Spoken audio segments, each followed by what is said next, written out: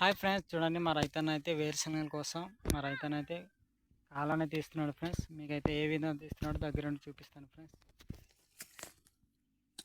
చూడండి ఫ్రెండ్స్, మా రైతన్న అయితే కాలా కొడుతున్నాడు. మీకైతే ఏ విధంగా కొడుతున్నాడో చూపిస్తాను మీకైతే దగ్గరుండి.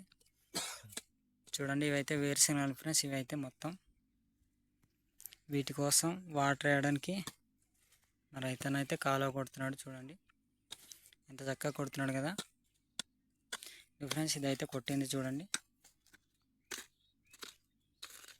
ఇప్పుడైతే ఈ విధంగా ఇలాగ వాటర్ వస్తాయి ఫ్రెండ్స్. వాటర్ వచ్చేది కూడా చూపిస్తాను.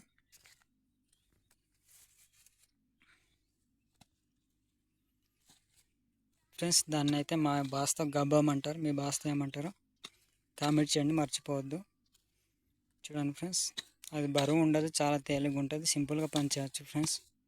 దాన్ని మా భాషతో గబ్బం అంటారు. మీ భాషతో ఏమంటారో కామెంట్ చేయండి, మర్చిపోవద్దు. చూడండి, మా రైతన్న అయితే ఎంత చక్కగా మట్టి అయితే మధ్యలో వేస్తున్నాడు.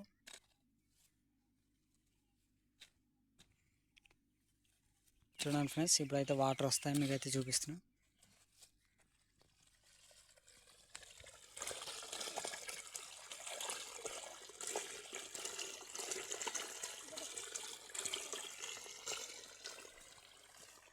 చూడండి ఫ్రెండ్స్, ఎంత చక్కగా వాటర్ అయితే వెళ్తున్నాయి, నేనైతే చూపిస్తున్నాను.